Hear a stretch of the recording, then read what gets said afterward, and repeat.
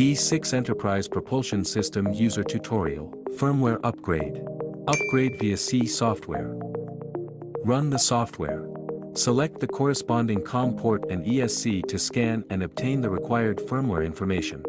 Check the ESC that needs to be upgraded. Click Firmware Upgrade to select the firmware file. Click Confirm Upgrade and wait for the progress bar to complete.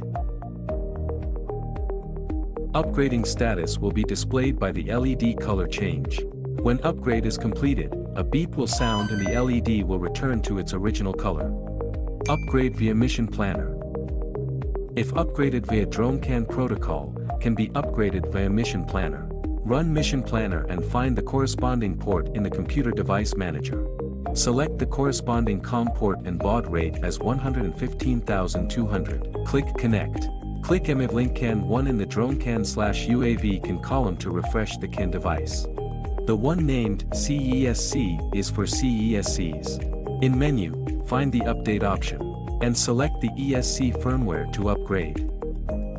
During the upgrade process, mode is software_update and a progress bar is displayed. Upgrade status will be displayed by the LED color change.